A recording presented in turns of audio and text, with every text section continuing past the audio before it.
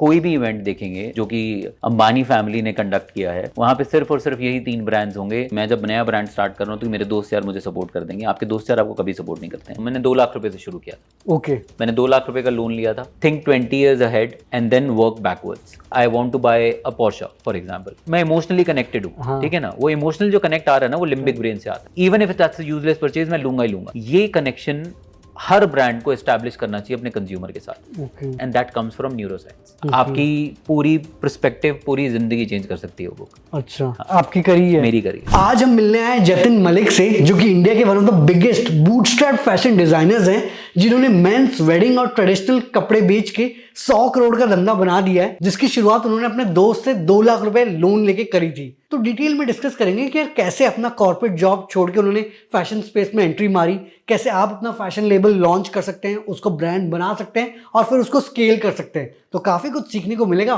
Podcast को आखिरी तक जरूर देखना। तो वेलकम जतिन टू फाउंडर ज्ञान। Thank you so much. तो जतिन, आजकल अनंत अंबानी और उनकी शादी की बहुत बात हो रही है।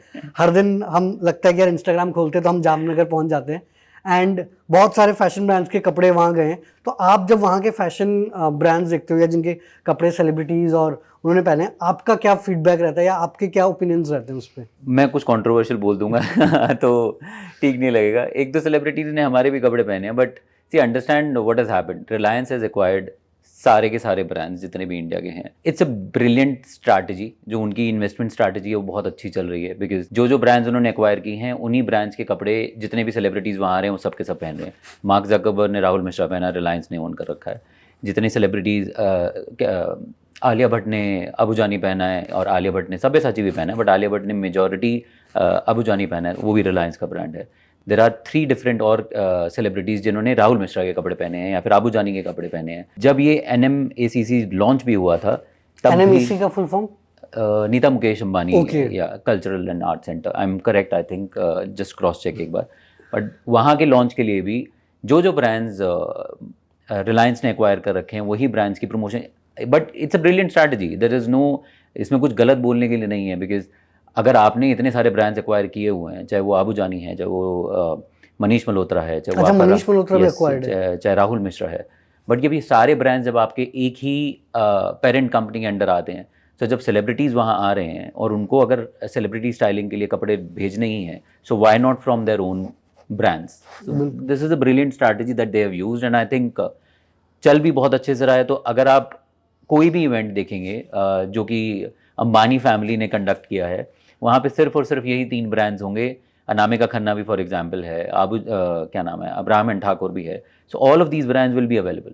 भर भर के यही ब्रांड्स देखेंगे आपको, और कोई ब्रांड नहीं दिखेगा। नहीं, इससे मतलब काफी सटल मार्केटिंग होती है। एंड जैसे कि हम बोलते हैं कि हम हाँ, तो ये सटल मार्केटिंग भी है। जिनको पता है इनके बारे में, और specially industry I am talking about, जिन लोगों को इंडस्ट्री में पता है उनको ये अच्छे से पता है कि इससे अच्छी मार्केटिंग प्लानिंग हो ही नहीं सकती है।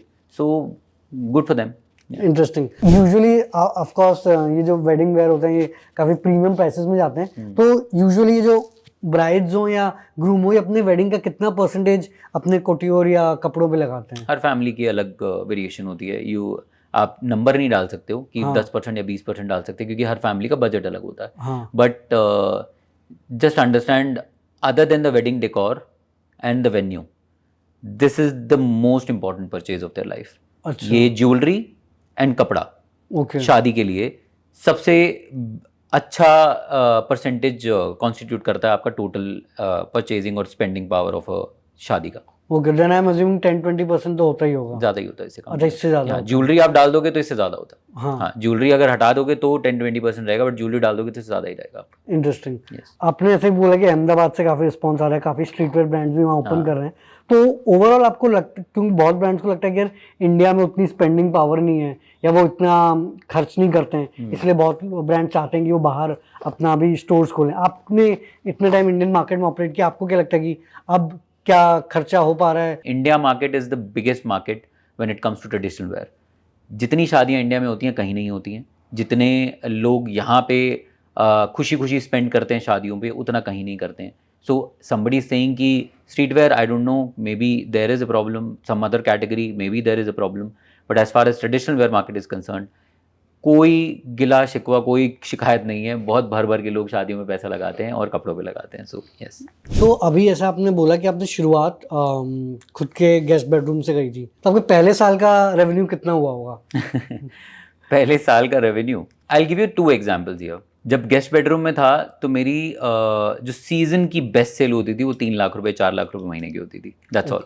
जब मैंने पहला स्टोर स्टार्ट किया अपना, तो जो मेरे पूरे साल का टर्नओवर था वो मेरे पिछले महीने की सेल है।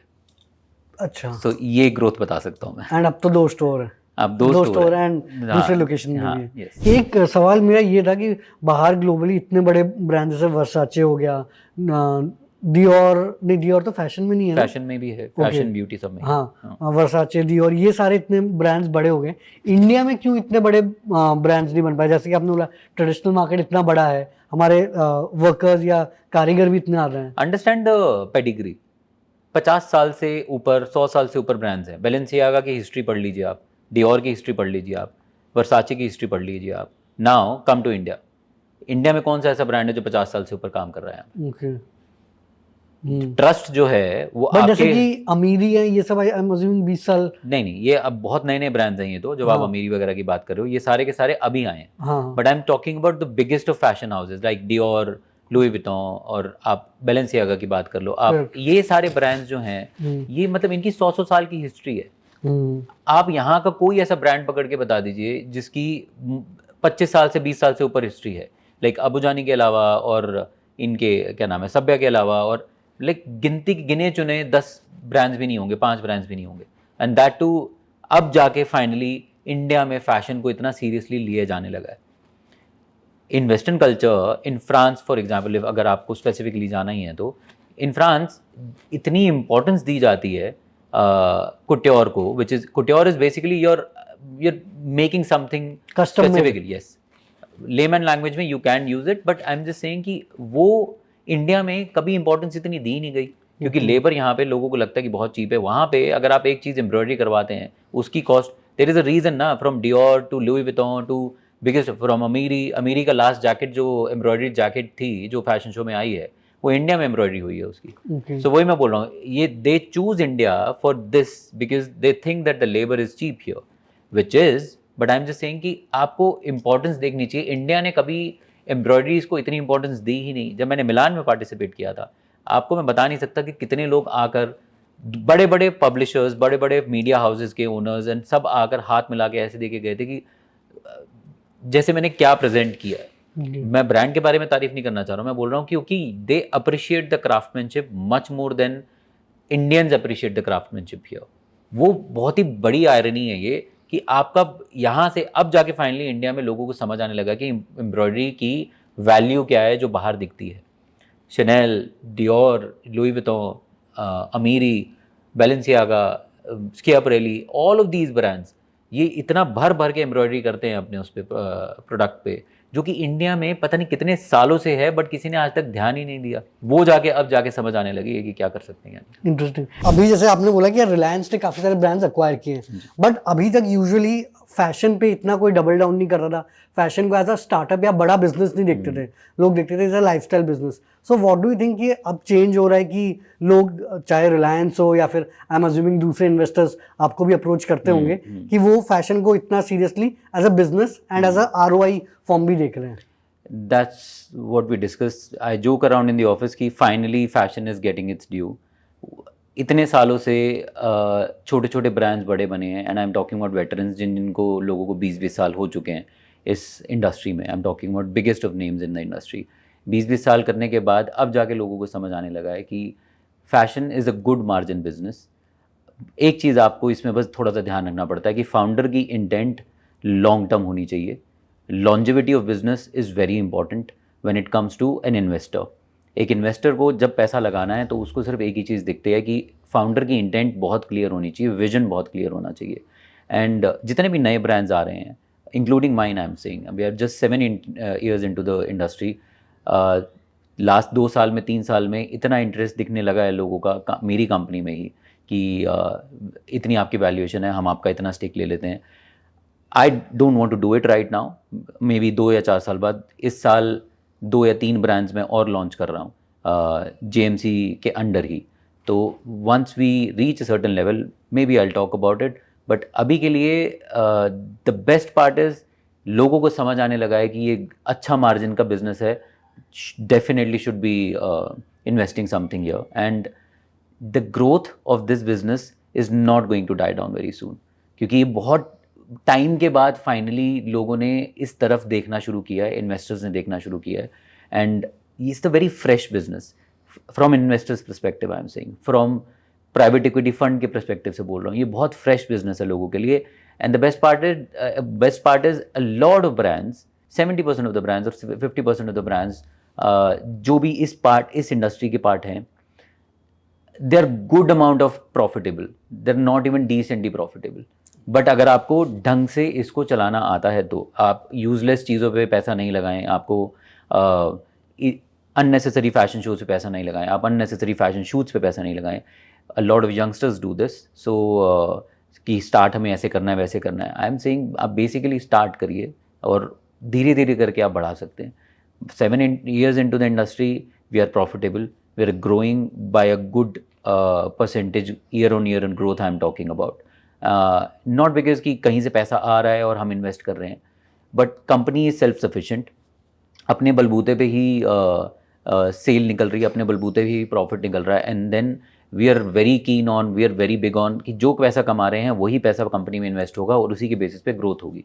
After 2 years or 3 years maybe we'll talk about private equity funds. Interesting. नहीं, वही है कि जो रियल बिजनेस है वो तो कस्टमर के पैसों पे ही चलता है. तो आप जैसे ये वेडिंग इंडस्ट्री में काम करते हो, जैसे आपने बोला कि जो ट्रेडिशनल वेयर का मार्केट है वो वेडिंग में बहुत बड़ा है, बट वेडिंग काफ़ी अनऑर्गेनाइज इंडस्ट्री भी है. तो यहाँ पे आप और कुछ बिजनेस आइडियाज देख सकते हो कि इसमें बढ़िया बिजनेस बन सकता है. काफ़ी अच्छे आइडियाज़ हैं. अब 2-3 आइडियाज़ तो मैं ही एग्जीक्यूट कर रहा हूँ इस साल, तो मेरे दिमाग में कुछ चीज़ें हैं जो मुझे करनी हैं. अब इस साल मुझे लगता है कि ये टाइम है जो मैं कुछ चेंजेस करना चाह रहा हूँ और कर भी सकता हूँ. ग्रूम्स को लेके अभी भी there is a lot of scope.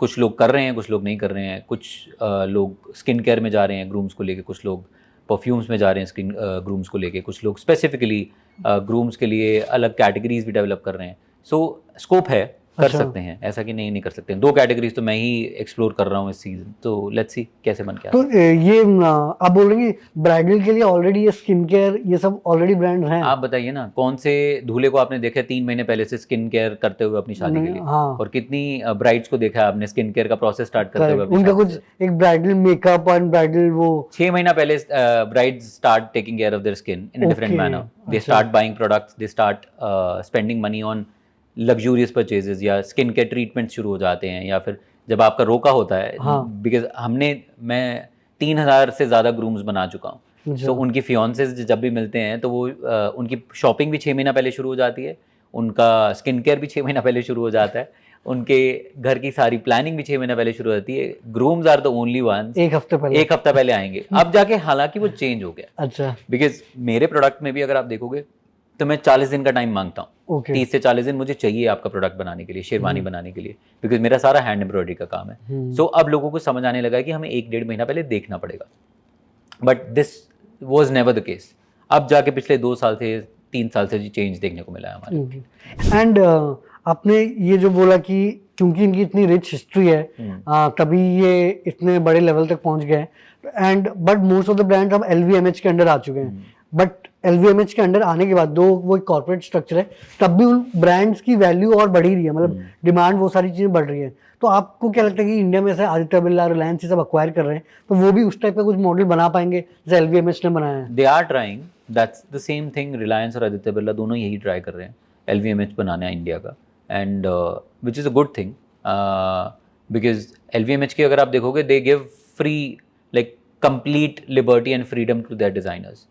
वो अपने हिसाब से वर्जिल आप लो फॉर एग्जाम्पल, अगर आप देखोगे जिस तरीके से उसने LV को चेंज किया है, किसी ने भी नहीं सोचा था कि LV के साथ स्ट्रीट वेयर का इतना अमेजिंग अमेलगमेशन भी हो सकता है.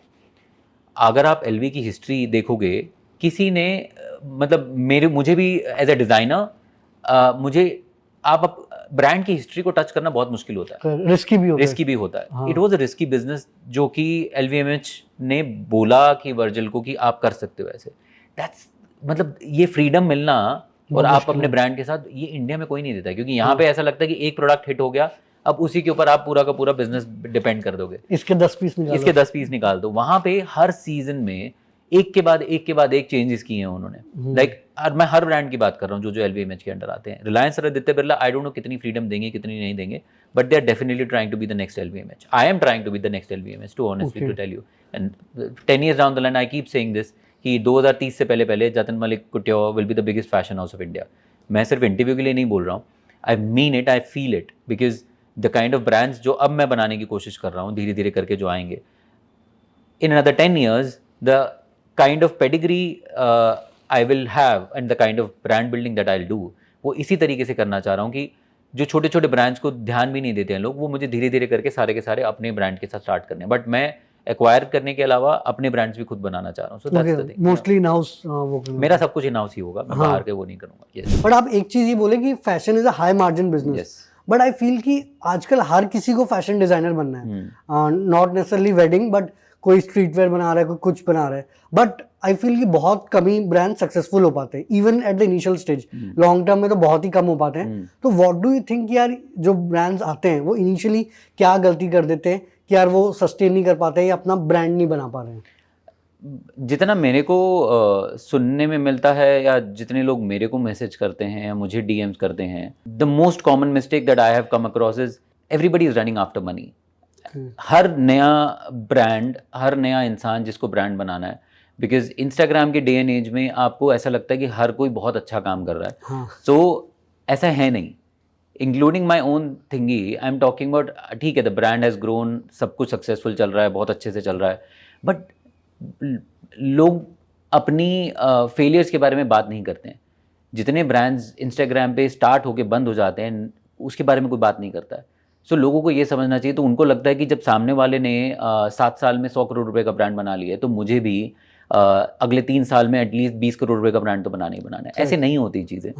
आपको पैसे के पीछे, पैसा should always be the by product. आप पैसे की वजह से स्टार्ट करते हैं, ये समझ आता है मुझे। Every business has to have this thing कि आपको प्रॉफिट तो कमाना ही कमाना है, बट कोई बात ही नहीं कर रहा है प्रॉफिट के बारे में आजकल। जिसको देखो सब फंडिंग के बारे में बात कर रहे हैं। लोगों को ये नहीं समझ आता है। एंड मुझे हंसी आती है उन लोगों पे ये देखकर कि लोगों को मैगजीन के कवर्स पे डाला जाता है कि उसने 100 करोड़ रुपए रेज किए हैं। करेक्ट। आपने 100 करोड़ रुपए में अपने कंपनी का स्टेक बेच दिया है। कोई उसको समझ नहीं पा रहा है। करेक्ट।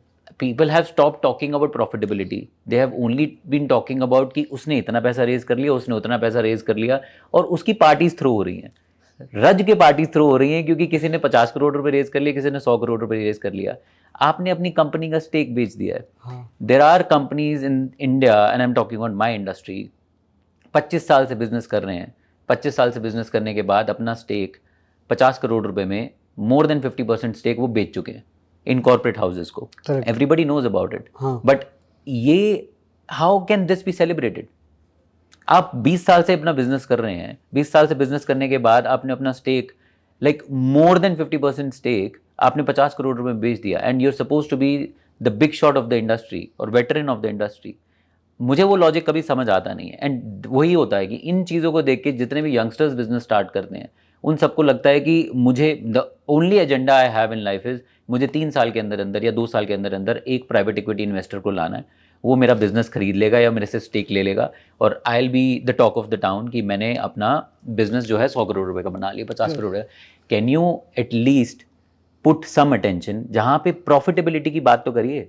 आप प्रॉफिट कमा भी रहे हैं कि नहीं कमा रहे हैं, आपने बिजनेस में कितना सेल किया है, उसके बेसिस पे आपका प्रॉफिट कितना आ रहा है, कोई उसके बारे में बात ही नहीं करता है। सो ये सबसे बड़ी मिस्टेक है जो जितने भी नए फाउंडर्स आजकल मैंने देखे हैं। आई एम नॉट सेइंग कि मैं बहुत एक्सपीरियंस हो चुका हूँ, I am still in the mist of a lot of things, but जितने भी नए लोग और students who want to start their own brand, this is the first thing. सबके सब सिर्फ एक ही चीज़ में लगे हुए हैं कि मुझे इसको इस सेल पे पहुँचाना है और मुझे इतने में स्टेक बेचना है और इतना में ये हिसाब किताब बनाना है। Ideally the first focus point, सबसे पहला पॉइंट जो हर फाउंडर को देखना चाहिए इज़ द स्टोरी। आपकी स्टोरी क्या है? आप किस लिए रहे हैं? आपको सिर्फ पैसा कमाना है, या आपका पैशन था, या आप जेन्युइनली कोई वैल्यू प्रोवाइड करना चाहते हैं इंडस्ट्री में? I wanted to provide value because nobody was paying attention कि ग्रूम्स के लिए कोई काम ही नहीं कर रहा है। तो मुझे ऐसा लगा कि I can do something different, मैंने किया something different, and that's the reason पिछले 7 साल में इतनी ग्रोथ देखने को मिली है। अब उस फाउंडेशन स्टोन के बेसिस पे I am launching 5 more brands. So वो एक चीज़ है, you need to figure out one thing, एक चीज़ पकड़िए आप, सिर्फ एक चीज़, उसको ऑथेंटिकली अपने पेज पे, अपनी वेबसाइट पे, अपने ब्रांड में इतना अच्छे से प्लान करके इंस्टॉल करिए कि सामने वाले को लगे कि this is authentic story telling. अगर आप वो पकड़ सकते हो, उसके बाद पैसा भी अपने आप आता है, उसके बाद ब्रांड की ग्रोथ भी अपने आप आती है, और उसके बाद लोगों का पर्सपेक्टिव भी आपकी तरफ इतना चेंज हो जाता है कि आप कुछ भी करेंगे फिर उसके बाद तो वो आपकी स्टोरी से रिलेट करते हैं। आपके ब्रांड ने कितना ग्रो किया कितना नहीं किया उनको फर्क नहीं पड़ता, उनको लगता है कि एक इंसान ने एक बहुत ऑथेंटिक स्टोरी बताई है। So any new founder who starting the brand, focus on the story, focus on one thing, जो प्रोडक्ट आप बनाना चाह रहे हो उसकी स्टोरी क्या है, that's the most important thing मेरे हिसाब से। इंटरेस्टिंग, आपने वो जो चीज़ बोली, आई थिंक जब आप ऑथेंटिक स्टोरी बोलते हो ट्रस्ट बिल्ड होता है कस्टमर के साथ, एंड वंस एक इमोशनल कनेक्ट बन जाएगा तो एटलीस्ट अगर आप एस्पिरेशनल ब्रांड भी हो, ही विल वर्क टुवर्ड्स कि यार जब मैं वहां पहुंचूंगा then I will be able to earn. And जो दूसरी चीज़ आपने बोली कि यार लोग फंडिंग, वैल्यूएशन, इन सब पे ज़्यादा फोकस कर रहे हैं क्योंकि वो इजी मनी है कि आपके आ गया अकाउंट में, अगर 50 करोड़ ब्रांड अकाउंट में आ रहे हैं, 5 करोड़ आपने निकाल लिए, तो that is the easy way out. But अगर आपको एक लॉन्ग टर्म ब्रांड बनाना है, एक लॉन्ग टर्म ट्रस्ट बिल्ड करना है, तो आपको अपने पास थोड़ा कंट्रोल भी रखना चाहिए, एंड ऑल्सो आप प्रॉफिट जैसे जैसे आता रहेगा आप डिफरेंट चीज़ों में विदाउट एनी इंटरफेरेंस ग्रो कर पाएंगे। एक जो चीज़ आपने ये भी करी कि स्टोरी पे बहुत ज़्यादा फोकस होना चाहिए, तो आई फील कि बहुत सारे ब्रांड्स आते हैं एंड हर कोई कुछ ना कुछ कर ही रहा होता है, एंड एटलीस्ट वो मन में सोचता है कि मैं कुछ डिफरेंट कर रहा हूँ, बट वो ब्रांडिंग पे या तो पोजिशनिंग या जो स्टोरी टेलिंग में फोकस नहीं कर पाते हैं, या एटलीस्ट वो कस्टमर तक पहुंचा नहीं पाते हैं। तो ये कैसे क्रैक करना चाहिए, क्योंकि आई फील द मार्जिन, जैसे आपने बोला, बहुत ज़्यादा है। The margin of course, product quality तो बहुत बढ़िया है, बट वो जो स्टोरी टेलिंग, वो जो ब्रांड पोजिशनिंग, वो बहुत इंपॉर्टेंट है। तो वो कैसे क्रैक कर सकता है न्यू ब्रांड अगर शुरू कर रहा है? कहीं कुछ तो मैंने कल पढ़ा था, कल या परसों में, आई थिंक जो फर्स्ट टाइम एंटरप्रेन्योर्स होते हैं, जो फर्स्ट टाइम फाउंडर्स होते हैं, उनका फोकस बहुत ज़्यादा प्रोडक्ट पे रहता है। करेक्ट, ठीक है। उनको चाहिए कि मेरा प्रोडक्ट ये ऐसे बिकना चाहिए, मेरा प्रोडक्ट ऐसा दिखना चाहिए, मेरे प्रोडक्ट के अंदर ये डिटेल्स होनी चाहिए, वो डिटेल्स होनी चाहिए। जो एक्सपीरियंस्ड फाउंडर्स हैं, जो एंटरप्रेन्योर्स स्ट्रगल करके आए हैं, जिन्होंने बनाया पे फोकस करते हैं। एग्जैक्टली। तो आप भी वही पेज फॉलो कर रहे हैं जो मैं पेज फॉलो कर रहा हूँ। तो यही एक चीज़ है, डिस्ट्रीब्यूशन इज वेरी इंपॉर्टेंट। आपकी स्टोरी के बाद जो सबसे इंपॉर्टेंट चीज़ आती है कि डिस्ट्रीब्यूशन क्या है आपका। अगर आपका प्रोडक्ट, ब्रांडिंग बाद की बात है, आप ब्रांड बनाइए। छोटी सी एक चीज़ बताता हूँ, जितने भी फाउंडर्स हैं, I think I have seen founders जो कि 2-2 3-3 महीने तक अपने लोगों के ऊपर ही लगे रहते हैं, वो बिल्कुल वैसा वाला चाहिए, ये वैसा चाहिए, ऐसा नाम चाहिए, वैसा चाहिए। इतना इमोशनल होने की ज़रूरत नहीं है। करेक्ट। आपका प्रोडक्ट सॉलिड होना चाहिए, नाम से किसी को लेना देना नहीं है, unless until it's a very ridiculous name, that's a different story. But आप बेसिक नाम भी रख लीजिएगा, कोई इशू नहीं है। आपका प्रोडक्ट सॉलिड होना चाहिए, solid product, good story telling, distribution, these are the 3 key points. अगर ये तीनों आपने क्रैक कर लिए पहले 2 साल के अंदर अंदर, आपकी ब्रांडिंग जो है, आपको पैसा यहाँ से मिलेगा, and then you can spend on the branding experience. और कि आपको लोगों में ये करना है, आपको ऐड के अंदर ऐसी चीज़ें चलानी है, आपको शूट एक सर्टेन तरीके से करना है। हमने एक ग्रूम मेकओवर सीरीज शुरू करी थी, वो काफ़ी मैंने देखे, काफ़ी इंटरेस्टिंग है। जब मैंने स्टार्ट किया था तब I was a little stretched, because brand growing stage में था, चल रहा है सब कुछ, but I wanted to do that branding experience. I could have avoided it. मैं 2 महीना लेट कर सकता था या 2 साल भी लेट कर सकता था, बट मैं अपनी पोजिशनिंग इतनी स्ट्रॉन्ग करना चाहता था मार्केट में कि anybody who is getting married, they have to think about, as far as a groom is concerned, Jatin Malik Kutyao। तो वो करने के लिए मैंने वो सीरीज स्टार्ट करी। उसका रिस्पांस अब जाके मुझे आना शुरू हुआ है, क्योंकि अब कंटेंट गेम बड़ा हो गया। उस टाइम पे कंटेंट गेम बड़ा था नहीं, किसी को समझ, we were way ahead of our time. उस टाइम पे मैं लोगों को टोनी एंड गाय पे लेके जा रहा हूँ, जाके उनके वहाँ पे मेकओवर करवा रहा हूँ खुद खड़े होकर। अच्छा। लोगों को कपड़े स्टाइल करवा रहे हैं, उनके साथ पूरा शूट कर रहे हैं। That's the experience I wanted to provide, कि ये ब्रांडिंग एक्सपीरियंस है, ये हमने को करना है, ये डिजिटल एसेट मैं अपनी प्रमोशनल डिजिटल एसेट बनाना चाहता हूँ। वो उस टाइम पे किया जिस टाइम पे किसी को समझ ही नहीं आया कि हमने किया गया है। और अब 1 साल पहले से, 6 महीने पहले से इतना रिटर्न और इतना आपका आईबॉल्स आ रही हैं उस वीडियो पे और उस कंटेंट पे, क्योंकि अब लोगों को उसकी एक्चुअली अहमियत और इम्पोर्टेंस समझ आने लगी कि हाँ, this is important, this was really a good series. अभी इनफैक्ट कल या परसों में भी वो कंटेंट का कुछ ना कुछ नया शूट हो रहा है। So now we have started taking it full fledged, but that's what I am saying, वो स्टोरी, वो ब्रांडिंग एक्सपीरियंस जो मैंने उस टाइम पे प्लान किया था, गलतियां मैंने भी की हैं, वो मुझे अब करना चाहिए था, but at the same time I did it because मेरे पास थोड़ी सी बैंडविड्थ थी करने की, तो मैंने कर दिया था. But as a new founder who starting out, just build on 3 things first: story, product and distribution.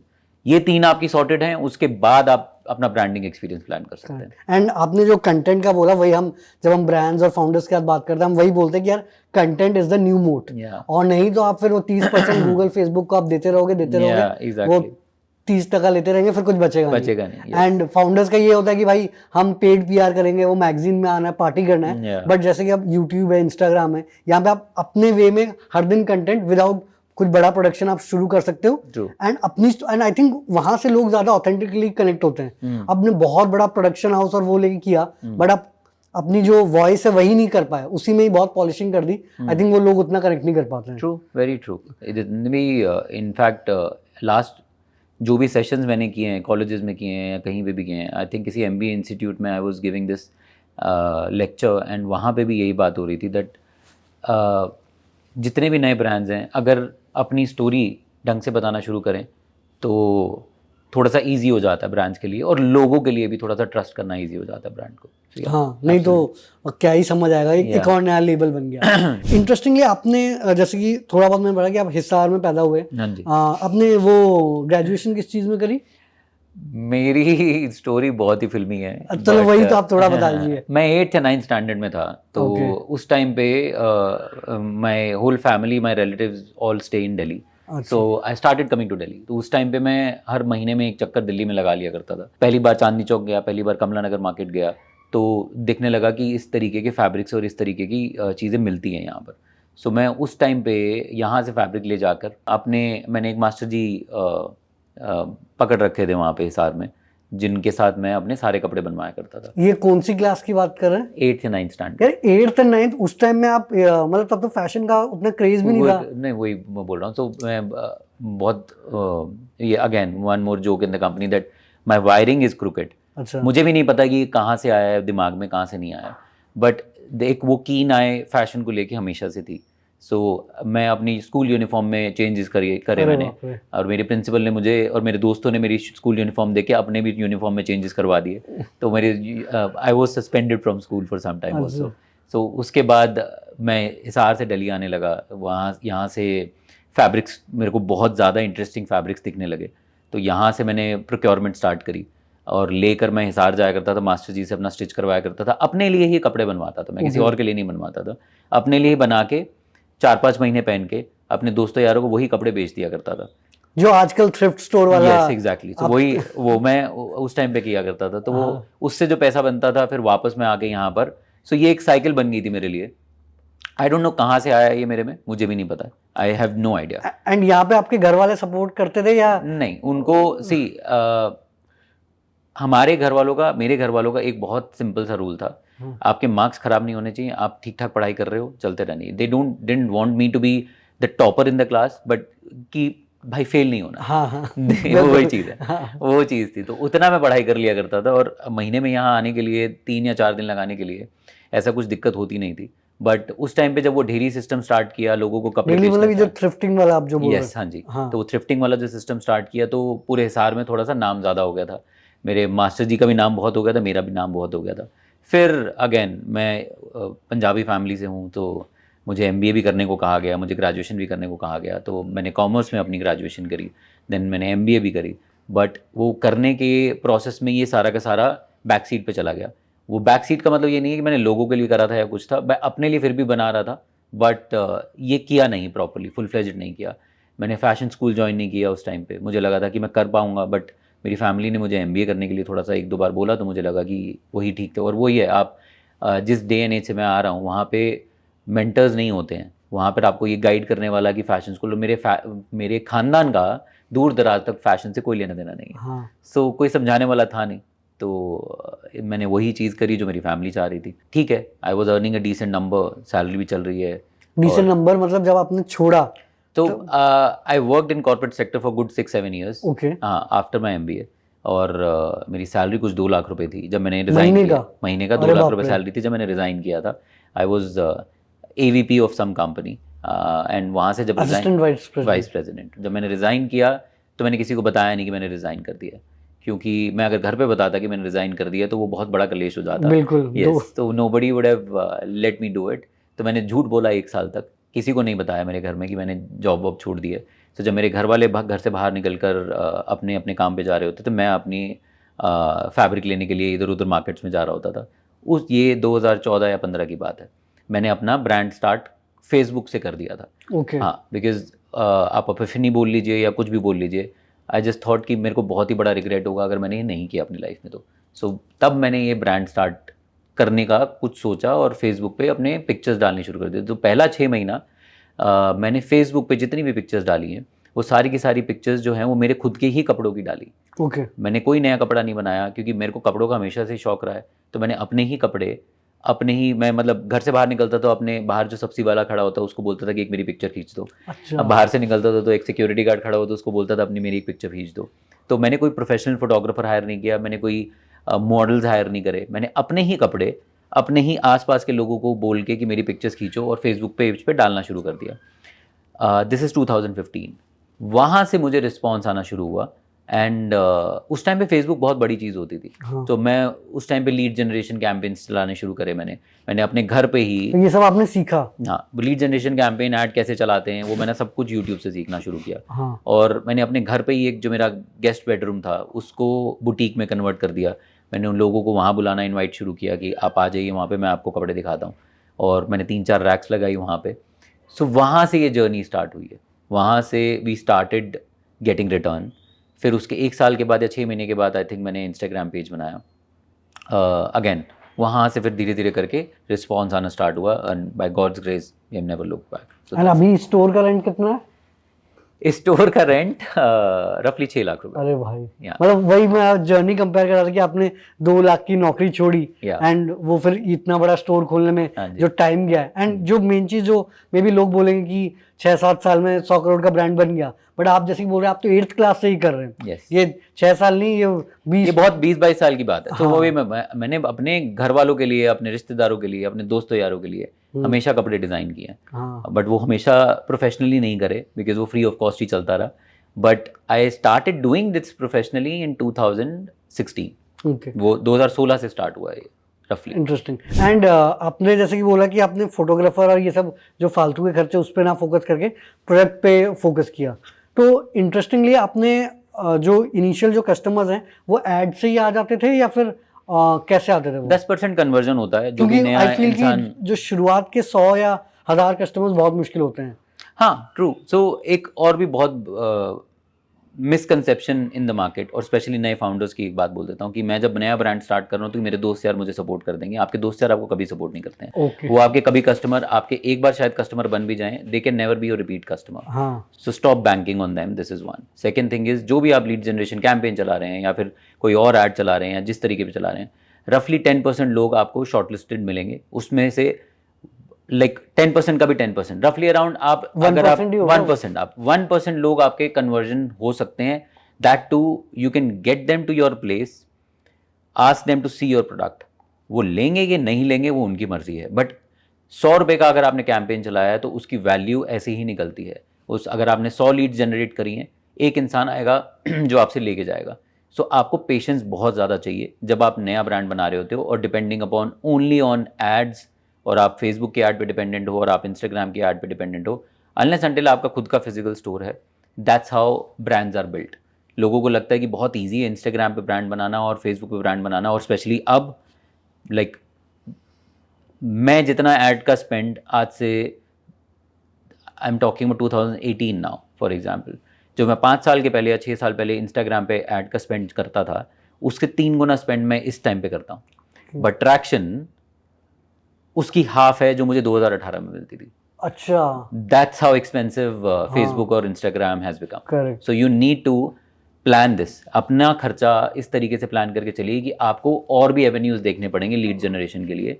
आप सिर्फ इनके ऊपर कर नहीं सकते अनलेस अनटिल आपकी पॉकेट अलाउ करे कि आप इतना ऐड चला सकेंगे। एंड वही आपने जो बोला कि आप इंस्टाग्राम इन सब ने सबको अलाउ कर दिया ब्रांड शुरू करने के लिए, Yes. बट सस्टेन आपको अपने दम पे ही करना है। सस्टेन आपको अपने दम पे हाँ। करना है, आप उसके बिना काम ही नहीं कर सकते कर- ना। आप कितना भी कर लीजिए, एंड ऑफ द डे आपका प्रोडक्ट अगर एक के बाद एक अच्छा नहीं बनेगा, आप पहले कस्टमर बुला भी लोगे, आप 10 कस्टमर आपसे ले भी जाएंगे, how will you revive that, how will you ask them to come back. आप 2 साल के बाद 1 साल के बाद दोबारा से कुछ अगर बनाते हो, उनको नहीं पसंद आएगा तो क्या करोगे। एज अ डिज़ाइनर मेरा सबसे इंपॉर्टेंट और सबसे मुश्किल टास्क हर साल जो नई कलेक्शन बनती है उसका इंस्पिरेशन डिसाइड करना है, और वो 6 महीना पहले या 5 महीना पहले शुरू हो जाता है। मेरी नई कलेक्शन अब जो आएगी वो अगस्त में लॉन्च होनी है, Okay. और आज से 1 हफ्ता पहले हमने अभी नई कलेक्शन की इंस्पिरेशन की मीटिंग करी है, और मुझे 2 महीना लगे हैं उस इंस्पिरेशन को सोचने में, प्लान करने में कि ये इंस्पिरेशन के ऊपर मुझे कलेक्शन बनाना है। एंड ये उसका थोड़ा मुश्किल होता है क्योंकि इनिशियल डेज में आप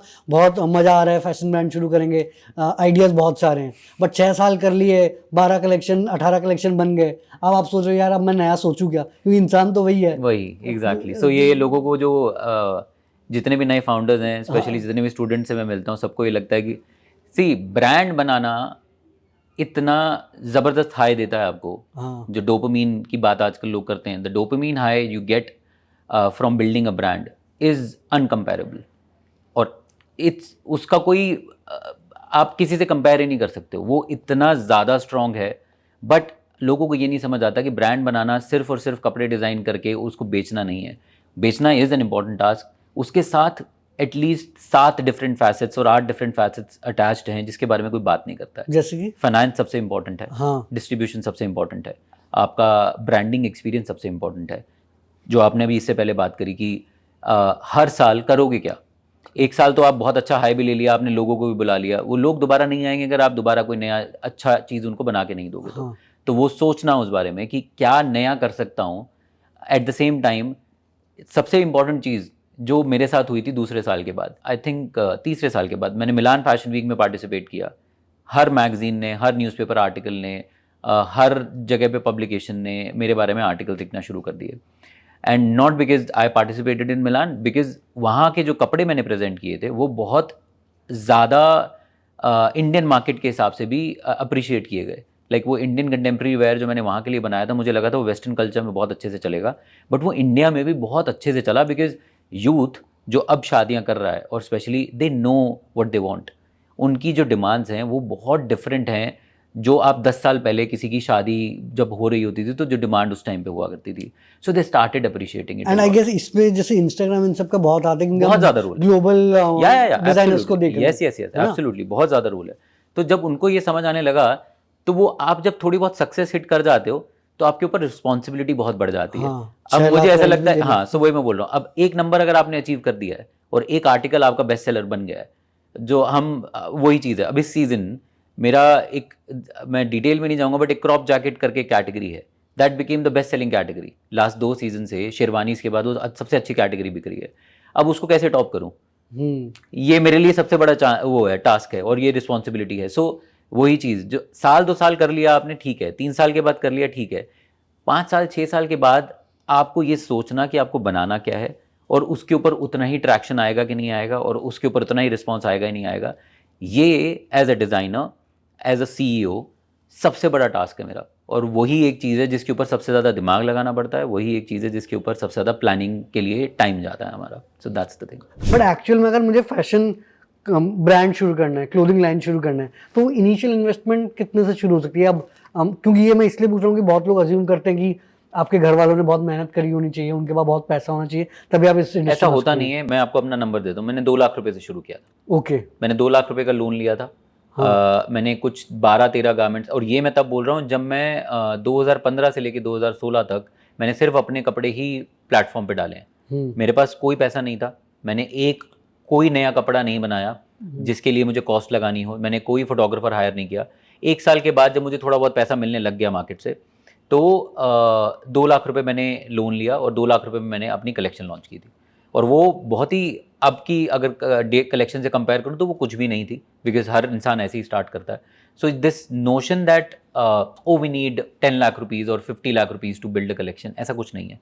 आप छोटे स्केल पे स्टार्ट कर लीजिए, आप पहले मार्केट एक्सेप्टेंस डेवलप करिए, get the acceptance from market, पहले वो आएगा, उसके बाद you can increase the number. You can now every collection of mine cost रफली अराउंड 25 लाख रुपए। अरे या और उस टाइम पे मैंने पूरी कलेक्शन 2 लाख रुपए में बना दी थी। अब ये हर कलेक्शन जो मैं बोल रहा हूँ उसका shoot expense, and I am not talking about the like the production of the clothes expense.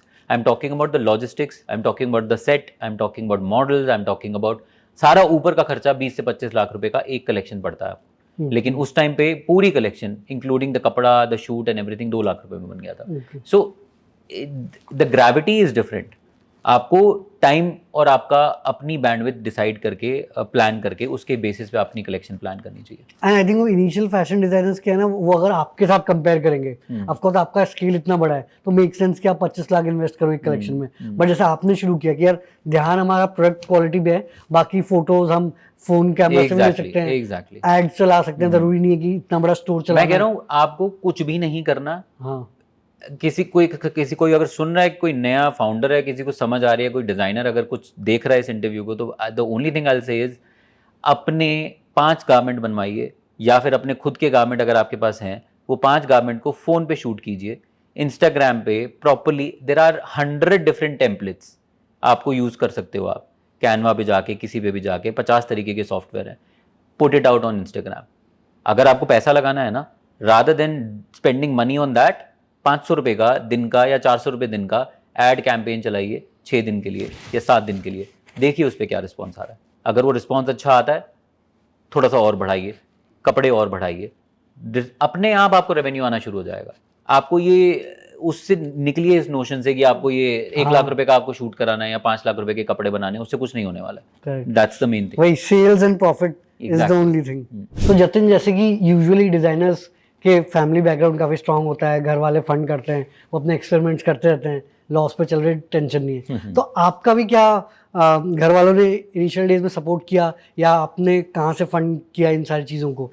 मुझे 1 साल तो मैंने बताया ही नहीं किसी को कि 1.5 साल रहा कि मैं ब्रांड स्टार्ट कर चुका हूँ। So I sold my car. उस टाइम पे कार थी मेरे पास एक। कौन सी थी तब? तब मेरे पास सिविक हुआ करती थी। एंड अब ऑडी है। ओके, ऑडी कौन सी? A8। अरे 8, उसके ऊपर 8L भी एक होता है। हाँ जी, वही। सो अभी पीपल कंपेयर कि हाँ I am born into wealth and I am born into this, ऐसा कुछ है नहीं। जब मैं कार बेच के सो एक चीज़ बहुत क्लियर थी मेरे दिमाग में जब मैंने स्टार्ट किया था, दैट अगर मैं अफोर्ड नहीं कर सकता हूँ कुछ और मेरे पास बिजनेस स्टार्ट करने के पैसे नहीं है, तो I won't keep the car. So I use to travel 2-2 bag लेके चांदनी चौक से सामान लेके आ रहा हूँ, लोगों के घर जा रहा हूँ डिलीवरीज करने, लोगों के ऑफिस में जा रहा हूँ उनकी मेजरमेंट्स लेने के लिए। सो आई हैव सीन दैट। मेरे पास कार रखने के पैसे नहीं थे, EMI के पैसे नहीं थे, तो मैंने वो बेच के, क्योंकि मेरे पास सेविंग्स नहीं होती थी और मैंने बिजनेस स्टार्ट कर लिया था और मैंने नौकरी छोड़ दी थी जो कि मैंने किसी को बताया नहीं था, तो मुझे घर का खर्चा भी चलाना था। तो मैंने अपनी कार बेच के अपनी 3 या 4 महीने का रेंट दिया पहले। फिर उसके बाद एटलीस्ट एक चीज़ हो गई थी कि आगे बिजनेस कैसे बढ़ाएंगे, लोगों के घर कैसे जाएंगे। तो उस टाइम पे मैं मेट्रो पे ट्रैवल करा करता था। बट नाउ तो किसी ने एक पॉडकास्ट में ही मैंने बोला था लास्ट, आई थिंक, कि ये पापा चाचा ताऊ का पैसा नहीं है। हाँ। ये खुद का बनाया हुआ पैसा है। और जो लोगों को दिखता है कि हाँ अब बहुत बड़ी गाड़ी है, फैंसी रिस्ट वॉचेज हैं और सब कुछ है, एक टाइम वो भी था। हाँ। जब रेंट देने के पैसे नहीं होते थे और बिजनेस बनाने के पैसे नहीं होते थे, तो कुछ करने के सब कुछ खुद ही करना पड़ता था। और अब जाके अगर दिखता है तो वो सारा का सारा कमाया हुआ और इन्वेस्ट किया हुआ और बिजनेस से बनाया हुआ पैसा है। हाँ, अब जिसको जिस तरीके से लेके जाना है वो अपने तरीके से लेके जा सकता है। But for everybody who is listening, there is a time to do these things. ऐसा नहीं है कि आप स्टार्ट से ही, हाँ हर एक इंसान को मटेरियलिस्टिक शौक होते हैं, मैं ये नहीं बोल रहा हूँ कि नहीं रखने चाहिए, but don't get consumed by it. I use it to get motivated. Like मुझे पता है कि मुझे अगर इस कार का शौक है तो मुझे उसके लिए इतना पैसा कमाना है। तो अब नेक्स्ट कार का कौन सा शौक है? अब उरुस? नहीं, अब I think maybe Porsche. Okay, Porsche कौन सा? Roadster. I like the car, I don't know अभी आई बाय इट और नॉट, बट अभी again the same thing is I have 3 different brands to launch इस साल जो मुझे करना है, तो मेरा फोकस वो है। Car will be a by product of that. Correct. Car will not be a purchase जिसके लिए मुझे इतना दिमाग लगाना है कि मुझे इतना पैसा इकट्ठा करना है कि मुझे गाड़ी खरीदनी है। नो, मुझे पैसा इतना बचाना है कि मैं 3 ब्रांड्स और लॉन्च कर सकूं।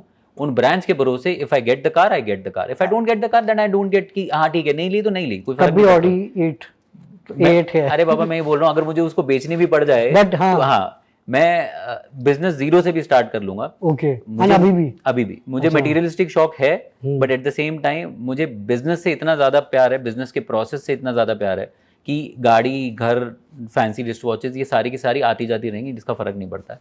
फ़र्क जिस चीज़ का पड़ता है वो ये है कि ब्रांड्स की ग्रोथ और जर्नी और प्रोसेस वो नहीं स्लो होना चाहिए, दैट्स ऑल। वहाँ पे आपका मैक्रो, मेरा मैक्रो बहुत सॉर्टेड है वहाँ पे। मुझे पता है मुझे अगले 20 साल में क्या करना है। अच्छा, हाँ, क्या मैं करना है, जैसे for example? I want to start a fashion school in another 5 years. I हाँ। want to start 6 to 7 different brands जो कि अलग अलग कैटेगरी के हैं. I want to start MBOs also जो एक या दो अच्छा, multi brand outlet. Multi brand outlet also, एक दो ब्रांड्स हैं जिनको मैं एक्वायर भी करने की प्लान कर रहा हूँ इन अनदर 2 to 3 years.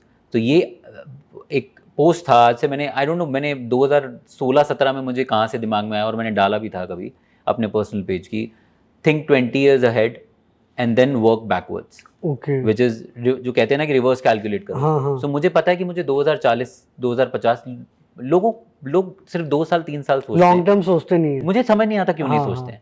आप अगर आपने कोई ब्रांड बनाना है और आपको समझ आ गया कि ये एक चीज़ है जो आप बना सकते हो, लोगों की थिंकिंग 2 या 3 साल के होराइजन तक चलती है, ज़्यादा करोगे तो 5 साल के होराइजन तक चलेगी। बट जादू डेकेड्स में होता है। यस, जो एक और क्लीशे सेइंग है, हाँ। People over estimate what they can do in a year and under estimate what they can do in 10 years। हाँ। अगर आप इसको ध्यान से समझिए इस स्टेटमेंट को, एक एक चीज़, छोटी छोटी चीज़ जो मैं आपको बोल रहा हूँ, अगर मुझे इस साल आर्ट गैलरी स्टार्ट करनी है, हाँ। ठीक है, अगर मैं 2 साल पहले से सोच रहा हूँ ये करने की, और 2 साल पहले अगर मैं जिद पकड़ के बैठ जाता कि मुझे नहीं अभी करनी, इसी साल मुझे आर्ट गैलरी भी करनी है, इसी साल मुझे विमेंस वेयर भी करना है, इसी साल मुझे स्कूल भी स्टार्ट करना है, तो वो ऐसे नहीं होता है। आपको एक एक स्टेप करके प्लान करना पड़ता है। You need to be a chess player. 10 साल आगे या 15 साल आगे क्या आपकी प्लानिंग है?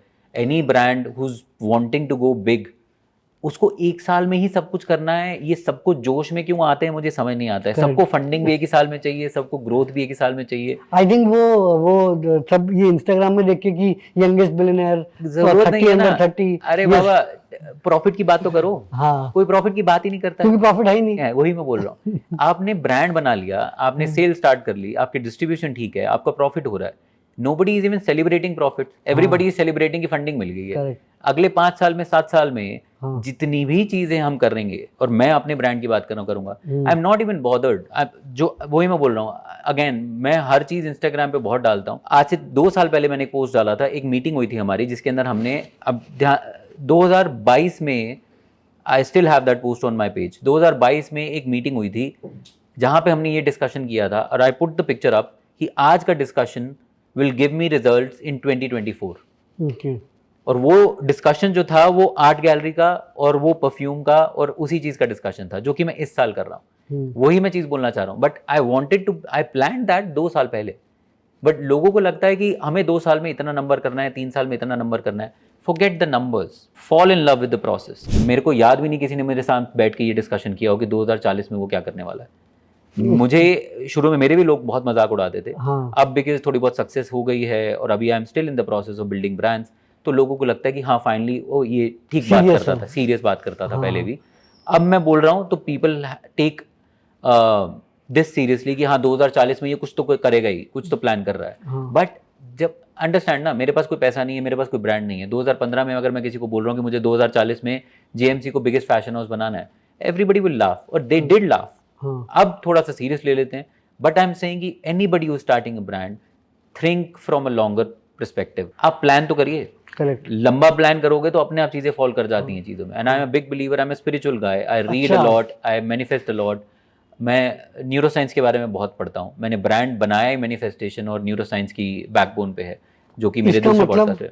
Your connection with your audience is developed on few things, जो मुझे ऐसा समझ आता है। Neuroscience is your working of the brain and understanding of the brain. हाँ। सो ज्यादा ज्ञानबाजी हो जाएगी, बट नहीं, बट मुझे इतना थोड़ा बहुत पता है कि कंज्यूमर साइकोलॉजी होती है कि ऐसे प्राइसिंग स्ट्रेटजी, वो सब तो ब्रांड्स वो ठीक करते है, हैं। बट आपका कनेक्शन क्या है आपके ऑडियंस के साथ? ओके। छोटी सी एक चीज़ है। So I give an example. Covid के बाद बहुत लोगों ने एक बात बोलना शुरू करी कि जितने बड़े ब्रांड्स हैं, शनेल, डियोर, इन सब की सेल खत्म हो जाएगी, ये स्टोर्स बंद कर देंगे, फलाना कर देंगे। What happened after COVID? Scale, मतलब नेक्स्ट लेवल स्केल किया, हाँ। But they increased the prices by 15% of their product. अच्छा, प्राइस भी बढ़ाया, सेल्स भी बढ़ाई। क्यों प्राइस बढ़ाया?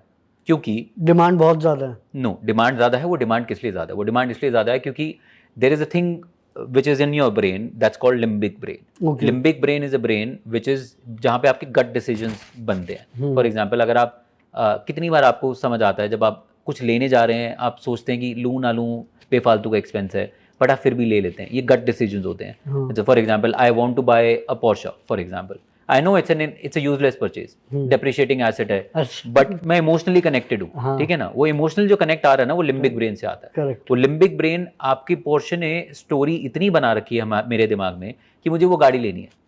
Even if it's useless purchase, मैं लूंगा ही लूंगा। अब नहीं लूंगा तो 4 साल बाद लूंगा, 2 साल बाद लूंगा, बट ले लूंगा। ये कनेक्शन हर ब्रांड को एस्टैब्लिश करना चाहिए अपने कंज्यूमर के साथ। Okay. That comes from your brand psychology and your consumer psyche, understand, and that comes from neuroscience. आपको emotionally, so that's what I am trying to instil with my audience. अगर मैं grow कर रहा हूँ तो मेरे ऑडियंस को लगता है कि वो भी ग्रो कर रहे हैं। अगर मैं फेल हो रहा हूँ तो उनको भी लगता है कि मैं फेल हो रहा हूँ। That's the connection between me, my brand and the audience. That comes from limbic brain. That's where gut decisions are made. Neuroscience की बात जो मैं बोल रहा हूँ आपको, वो इसी यहीं से निकलती है। Meditation is something that I have been doing. मैं पिछले 7 साल से मेडिटेट रोज़ करता हूँ। मैं मैनिफेस्ट बहुत ज़्यादा करता हूँ। मैं विजुअलाइजेशन की एक्सरसाइज अपनी टीम के साथ भी करता हूँ। अपनी टीम को बिठा के, so for example, last exercise we did last week, जहाँ पे मैंने अपनी टीम को बोला कि एक नंबर सोचिए आप, जो नंबर आपको कमाना है मेरे साथ रह के अच्छा। अगले 3 साल में। Send that number to me, visualize that number. The only thing you have to do is, context जो है वो जेएमसी का रखना, ओके। मेरे ब्रांड का रखना, कि आप जेएमसी के साथ ये नंबर कमा रहे हो।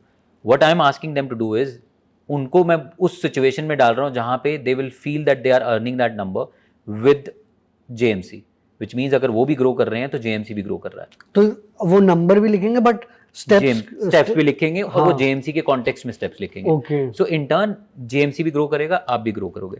These are the techniques which comes with studying neuroscience, which comes with studying spirituality, meditation. And I think आप उनके ग्रोथ में इन्वेस्ट कर रहे हो तो अपनी ग्रोथ मेरी बाय प्रोडक्ट हो जाएगी। That's the thing. सो वो चीज़ें मेरे को बहुत समझ आती हैं।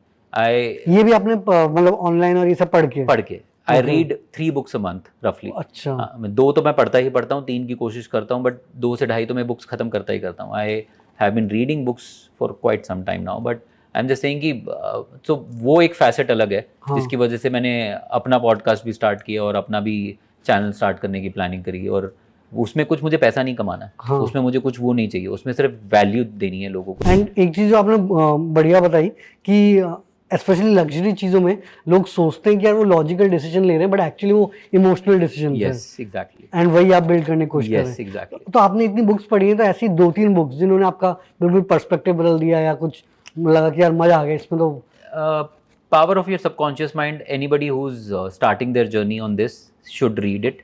It's a very now I think it's a very, but it's a start. मतलब it should be the start for anybody because it's a very laymanish book, but लोगों को समझ आ जाएगा कि मैं किस बारे में बात कर रहा हूँ। जो डिस्पेंजा की कोई भी बुक उठा लीजिए आप, डॉक्टर जो डिस्पेंजा इज़ वेरी फेमस।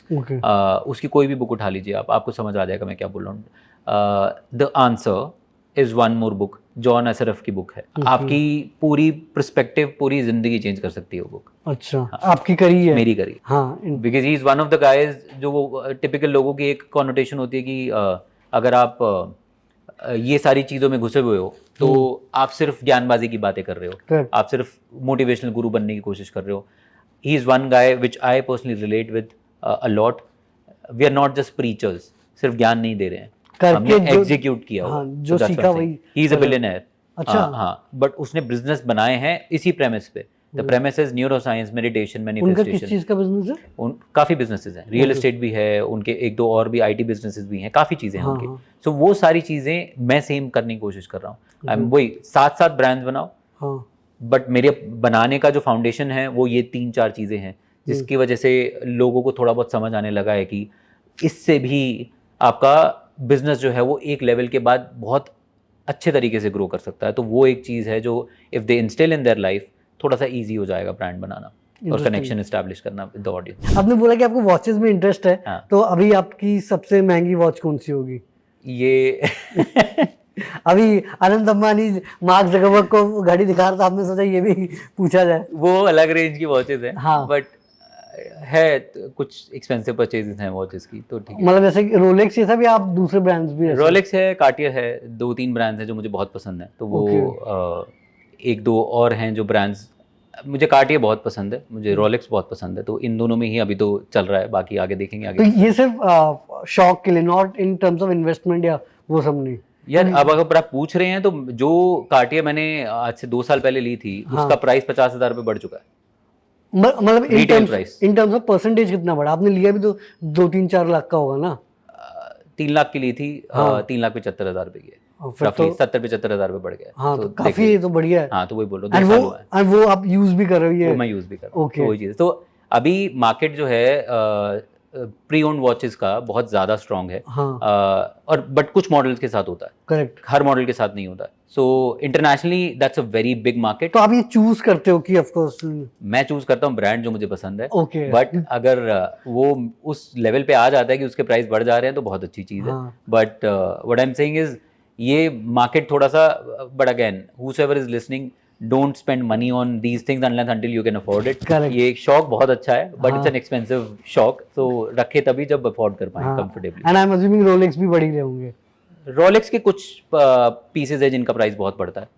कुछ 12-13 लाख रुपए की घड़ियां हैं जो अब आज 16-17 लाख रुपए की भी हो रखी हैं। अच्छा। बट डिपेंड करता है कि कौन सा मॉडल आप खरीद रहे हो, तो वो एक Okay। चीज़ हो जाती है। इंटरेस्टिंग। एंड अभी जैसे कि आपने एमबीए करी, एंड आई एम अज्यूमिंग वो finances end of course corporate job में वो सब आपको समझ आ गया, वो ऑपरेशंस, फाइनेंस, वो सब। बट आपने डिजाइनिंग नहीं करी है, तो ये डिजाइनिंग सीखा कैसे आपने? या कहीं फिर नहीं, अब on the job, on the job, मतलब जो आप जाते लर्न ऑन द थे जॉब। चांदनी चौक जाते वही थे? बोल रहा हूँ, प्रिक्योरमेंट भी कर रहा हूँ मैं, डाई भी करवा रहा हूँ मैं, प्रोडक्शन भी करवा रहा हूँ मैं, डिलीवरी भी खुद कर रहा हूँ मैं, लोगों के घर जाके उनकी मेजरमेंट्स भी खुद ले रहा हूँ मैं, ये सब काम खुद किया करता था। सो उस टाइम पे फोटोशॉप भी मैंने सीखा, उस टाइम पे स्केचिंग भी मैंने सीखी। I use to follow so many people on YouTube जिनसे मैं स्केचिंग सीखा करता था। सो एक एक करके चीज़ लगाई है, बिकॉज वो होता है, आप अपनी कॉलिंग अगर आप पकड़ लेते हो, मुझे ऐसा लगता है दिस इज़ माई कॉलिंग। अगर आपको समझ आ गया कि आपका ये पर्पज़ है लाइफ का, सो अगेन आई से this out a lot in all of the interviews कि मैं बहुत लंबा जीने वाला हूँ, बिकॉज मैं खाता पीता बहुत नॉर्मल हूँ, बहुत कॉशियस ईटर हूँ। सो वो लंबा जीने का इसलिए मकसद नहीं है कि मुझे पैसा बहुत कमाना है या मुझे सक्सेस बहुत चाहिए, फेम चाहिए, वो बाय प्रोडक्ट है, वो पहले भी बहुत मिल गया है, वो आगे भी बहुत मिलेगा। बट मुझे एक ही काम करना है पूरी ज़िंदगी, यही काम है मेरा। इसके अंदर मैं 5 ब्रांड्स और लॉन्च करूंगा या 7 ब्रांड्स और लॉन्च करूंगा, वो अलग कहानी है, बट काम यही करना है मुझे। तो वो करने के लिए आपको सब सीखना पड़ता है। अगर आप नहीं भी सीखोगे तो आपको लोग मिल जाएंगे आपके करने के लिए, but I would always suggest कि आपको आइडिया होना चाहिए कि आपका टीम मेंबर कर क्या रहा है।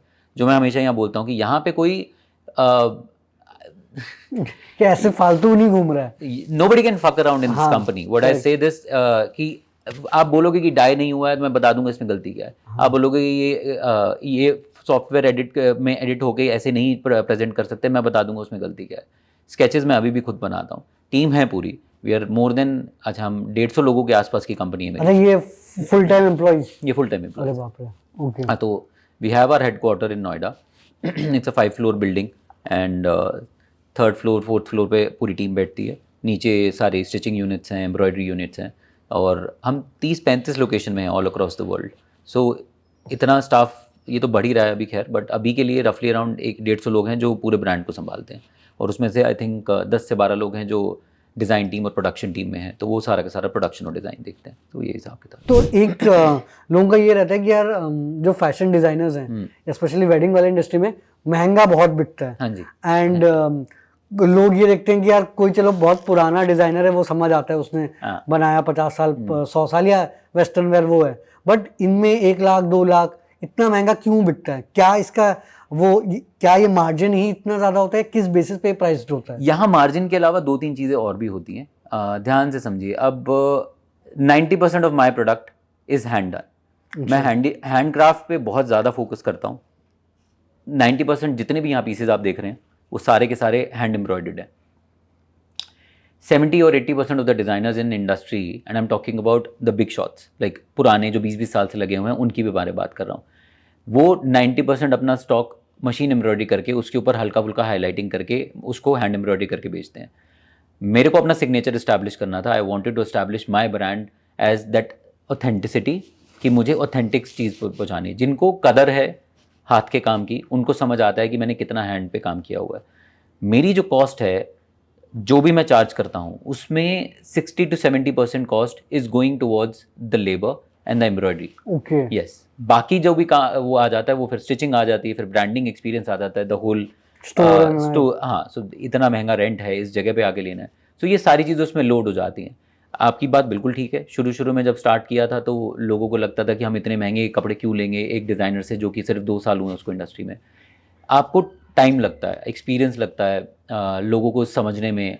अब अगेन कोई भी इंसान, और मैं सबसे इंपॉर्टेंट दिन के कपड़े बनाता हूँ। हाँ, गेटिंग माई पॉइंट? करेक्ट। आपकी ज़िंदगी का सबसे इंपॉर्टेंट दिन है वो जिस दिन के लिए मैं आपके कपड़े बना रहा हूँ, हम्म। और उस दिन के लिए आप चाहते ही नहीं किसी इंसान के साथ, ऐसे इंसान के साथ जुड़ना जो आपको सिर्फ 1 या 2 साल के लिए दिख रहा है। अब मुझे जाके 7 साल हो गए हैं, 8 साल हो गए हैं, तो लोगों ने ब्रांड को उस नज़रिए से देखना शुरू किया है कि हाँ इसके कपड़े सारे हैंड एम्ब्रॉयडरी है एंड उसका इतना मार्जिन है, इतना चार्ज है।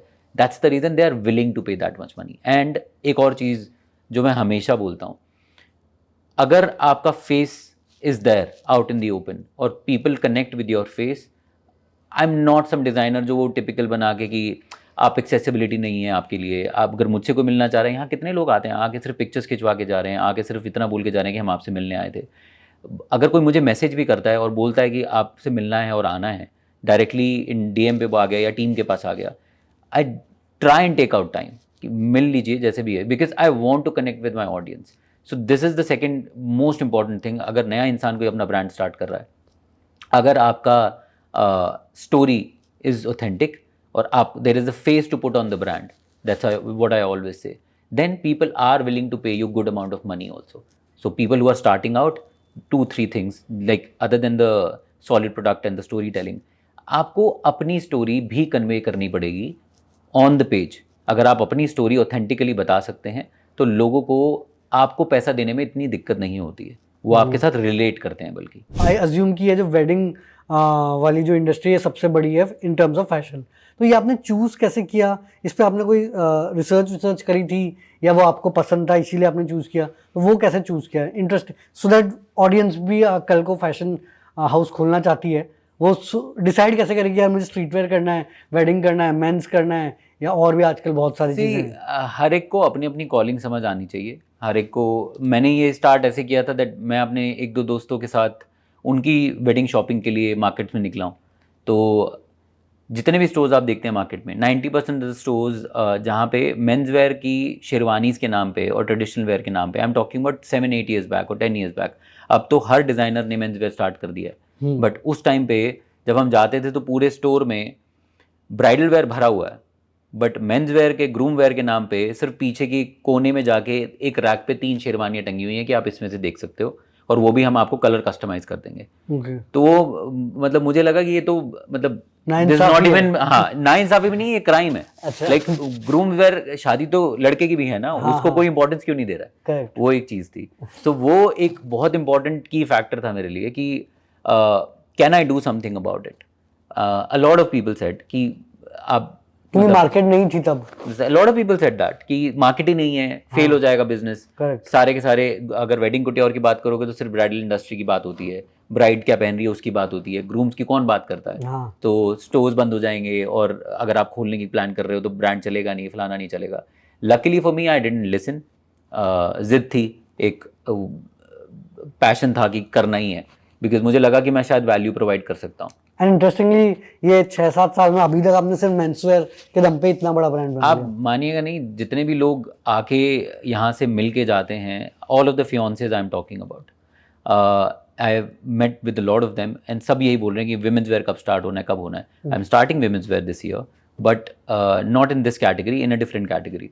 बट वो एक इंसान ने एक बात बोल दी थी आज से 3-4 साल पहले, वो हमेशा दिमाग में रह गई कि फाइनली एक इंसान और एक डिज़ाइनर है जो ग्रूम्स को इतनी वैल्यू दे रहा है जितनी देनी चाहिए। करेक्ट। तो वो दिमाग में रह गई, तो मैंने कुछ और पंगा लिया ही नहीं कि ये चल रहा है ठीक है। और लकीली 2 फ्लैगशिप स्टोर्स हैं, 30-35 लोकेशन है ऑल अक्रॉस द वर्ल्ड।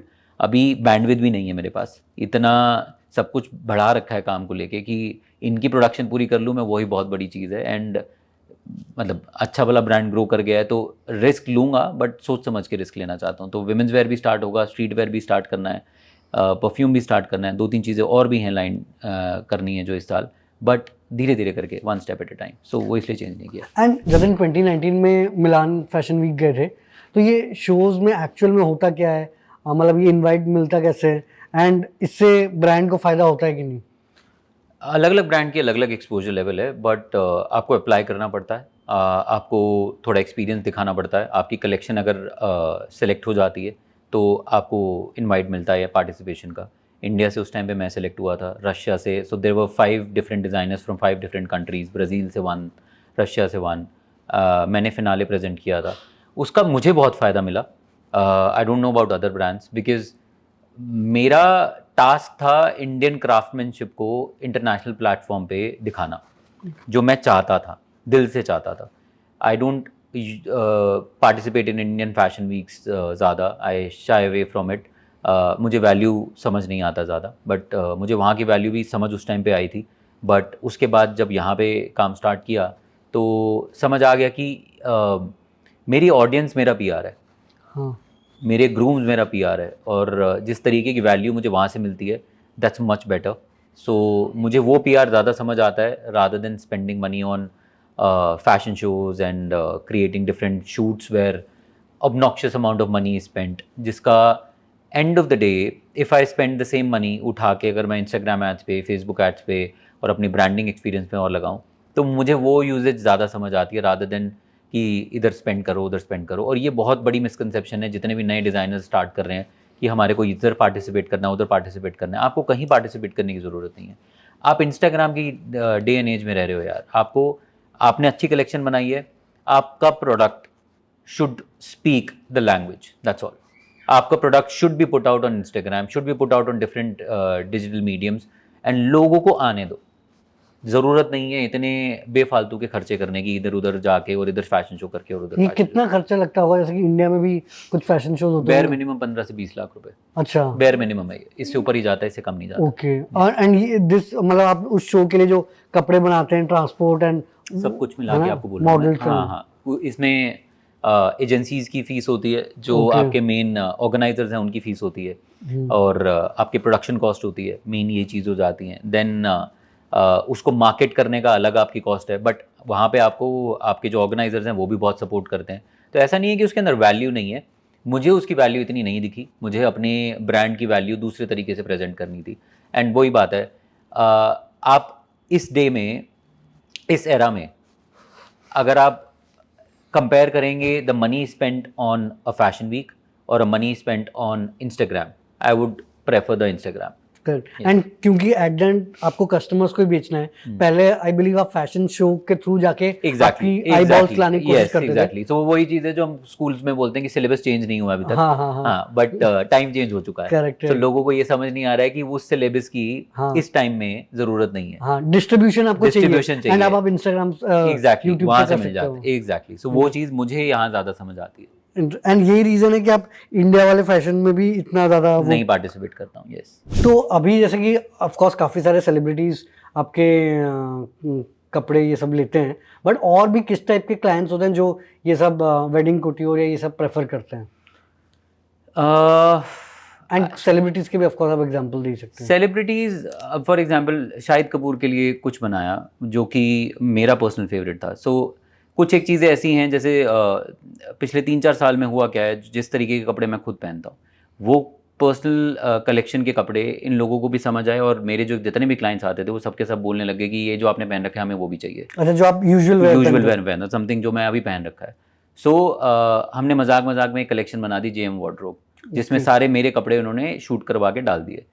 वो अलग ही कलेक्शन बन के आ गई, उसको प्रेड वेयर बोलते हैं, which is the not the wedding couture, but जो आपके डेली वेयर कपड़े हैं, कैजुअल वेयर बोल सकते हो आप, या फिर रूटीन वेयर बोल सकते हो आप, बट स्लाइटली थोड़ा सा डिफरेंट रहेगा कैजुअल वेयर से।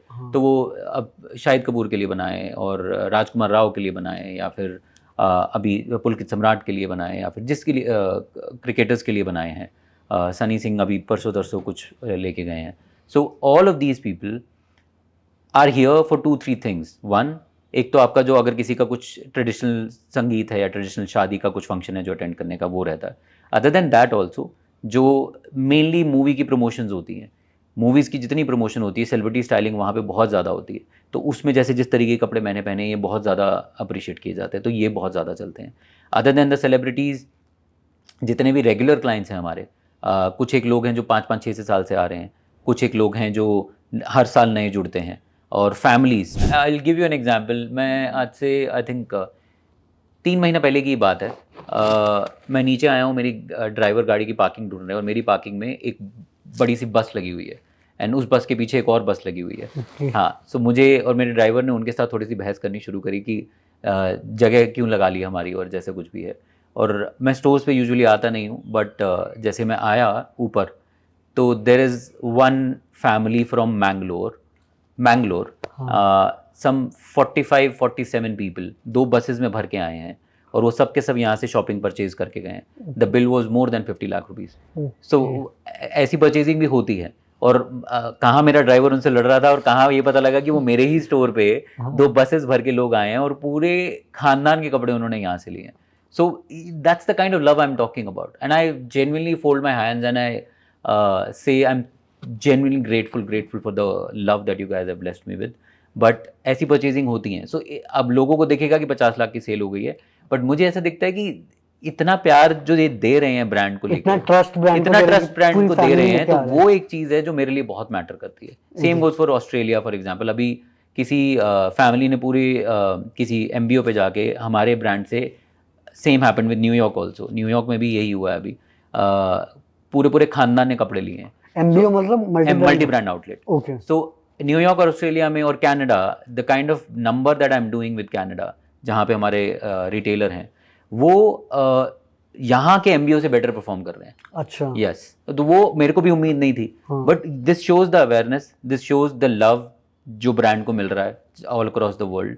तो वो चीज़, लोगों को पैसा दिखता है, मुझे ये दिखता है कि okay, now I have a responsibility कि मुझे और अच्छा करना है और बेटर करना है। सो वो एक चीज़ है जो बहुत दिल से धन्यवाद देता हूँ सबका, but at the same time it scares me also because responsibility बहुत बढ़ जाती है। अब स्केल भी बड़ा हो रहा है। Yes, exactly. हाँ। Yes. एक चीज़ आपने ये बोली कि अभी आप स्ट्रीट वेयर और इन सारी चीज़ों में, परफ्यूम्स, इन सब में घुस रहे हो, तो इसमें आप कोई मार्केट स्टडी करके घुसते हो कि अब स्ट्रीट वेयर राइज पे तब करना है, या हाउ डू यू डिसाइड कि यार, ये इसलिए बोल रहा हूँ कि जो यंगस्टर है उसको फैशन में ही घुसना है, वो सोच रहा है कि यार वेडिंग सबसे बड़ा मार्केट है, बट स्ट्रीट वेयर बहुत ग्रोइंग मार्केट है, परफ्यूम में कुछ ब्रांड्स को एग्जिट मिल गया है, तो किस वे में वो डिसीजन होता है? See, my decision comes from different things. मैं अगेन लगेगा यही कि बिकॉज ट्रेंडिंग कैटेगरी है तो कर सकते हैं, ऐसा नहीं करता हूँ मैं कभी भी।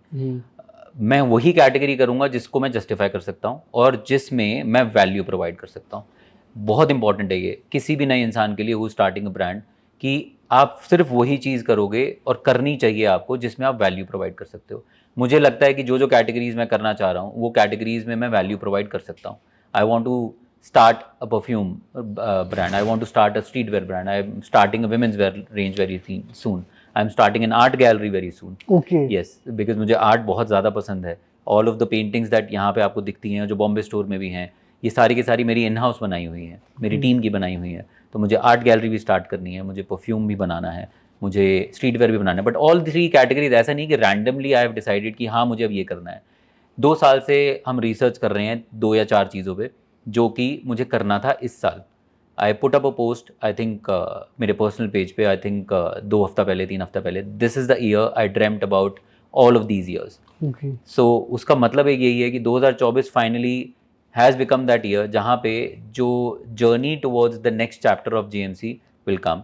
हमें मैं अब this is the first time I will से दिस, वैसे किसी भी पॉडकास्ट पे मैंने आज तक बोला नहीं है ये। I want to start my own fashion school in another 5 years. अच्छा। हाँ, मैंने आज तक कभी नहीं बोला ये, मैं पहली बार बोल रहा हूँ ये। उसका रीज़न आयरनी है, मैं खुद कभी फैशन स्कूल नहीं गया। Correct. तो मुझे पता है कि जितने भी फैशन स्टूडेंट्स मैंने हायर किए हैं यहाँ पे, और जो हर पूरी टीम में काम करते हैं मेरे, मुझे पता है कि मैं वहाँ वैल्यू प्रोवाइड कर सकता हूँ।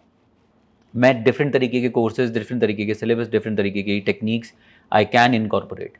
आई know I can provide a different sort of structure to this fashion school system और एजुकेशन सिस्टम। सो मुझे वो बहुत करने का मन है। अभी नहीं करूँगा तो 5 साल बाद करूँगा ही करूँगा, बट उसकी वर्किंग जो है वो अभी इसी साल से स्टार्ट हो रही है। आर्ट गैलरी की वर्किंग पिछले 2 साल से चल रही है, जो कि इस साल जाके एग्जीक्यूट होगी।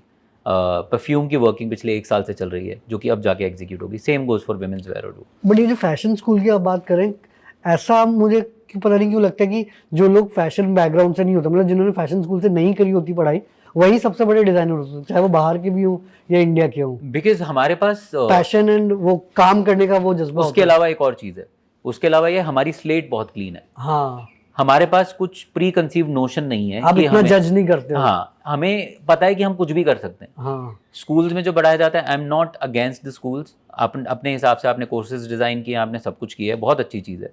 बट मुझे पता है कि every designer who has the passion, जिसको आप क्लीन स्लेट दे दो और उसको बोलो कि आप अपने हिसाब से डिज़ाइन करके दो मुझे, आपको इन बाउंड्रीज में रह के नहीं डिज़ाइन करना है, जो दिल से आपको दिल से आपको समझ आता है, तो वो उसकी ग्रोथ ज़्यादा होती है. जो Ralph Lauren is not a designer, Tom Ford was an architect, और 4 और डिज़ाइनर्स के नाम लूँगा. वो सारे के सारे डिज़ाइनर्स ऐसे हैं जो बहुत फेमस हैं, but they are not technically studied designers. मतलब वो सिर्फ इसी वजह से हो जाता है कि उनके पास फ्री हैंड और वो प्री कंसीव नोशन नहीं है दिमाग में कि हाँ हमें इस तरीके से काम करना है या उस तरीके से काम करना है. They just want to design. That's why I think they are more successful. And आपने ये जो बोली कि जो एम्ब्रॉयडरी आपका एक स्टाइल है या सिग्नेचर स्टाइल बोल सकते हो, ये सिग्नेचर स्टाइल आपने एट वर्क डिस्कवर किया या स्टार्टिंग से आपको एट पता- वर्क डिस्कवर अच्छा, किया. at work. Whatever we have decided, whatever we have done हाँ. ओवर द पास्ट 7 years, ये सब का सब धीरे धीरे करके लर्निंग ऑन द जॉब बोल लीजिए आप. Correct. वो सारी की सारी वैसी हुई है. तो कुछ चीज़ें, and we listen to our clients हाँ. Very thoroughly. मेरी सेल्स टीम को बहुत क्लियर बोला गया है, हर सीजन में जो भी हमने नई चेंजेस करने हैं, वो भी हमें नई चीज़ें बनानी है, और ये हर एक इंसान के लिए इंपॉर्टेंट है जो ब्रांड बना रहा है. There has to be a balance. This is important. आप जो भी डिज़ाइन करना चाह रहे हो आप डिज़ाइन कीजिए, कोई इशू नहीं है, but at the same time you need to address your clients. If a client is demanding something जो कि डिफरेंट है आपकी सिग्नेचर लाइन से, आपको उसको कहीं ना कहीं इनकॉर्पोरेट कर देना चाहिए. Because and of the day, मैं हमेशा बोलता हूँ ये चीज़, आपके कपड़े म्यूजियम में टांगने के लिए नहीं बना रहे हो आप. हाँ. अगर आपके कपड़े बिकेंगे नहीं तो आपके पास कोई फ़ायदा नहीं है उस डिज़ाइन का. सो मैं उस टाइप का डिज़ाइनर हूँ. So I am a commercial designer also, where artistic value is important, but at the same time अगर आपका धंधा नहीं आ रहा है तो ग्रो नहीं हो सकता. ग्रो नहीं कर सकते आप. Any new designer who is coming up and planning something, अगर आपका सिग्नेचर स्टाइल इज़ कि किसी को कॉपी करके मैं अपना ऐसा बना सकता हूँ, डोंट डू इट. अगर आपका खुद का कुछ वैल्यू है जो आप दिखा सकते हो, आप प्रोवाइड कर सकते हो उस कैटेगरी में, तो ही करिए, वरना मत करिए. हाँ, नहीं तो he is already there. Yes, exactly. तो अभी फाइनल हम ये पूछेंगे कि आपका, अब जैसा आपने 2-3 चीज़ें बताई, परफ्यूम लॉन्च करना है, वुमेन्स वेयर लॉन्च करना है, आई थिंक स्ट्रीट वेयर भी, बट एक्चुअल में अभी नेक्स्ट 5 इयर्स या तो तब आप जतिन मलिक को कहाँ देखते हैं? मेरी जर्नी तो देखो एंड नहीं होने वाली है. आई will be working till the last day of my life. वो थोड़ी सी वायरिंग क्रुकेड है. I won't stop working, that's for sure.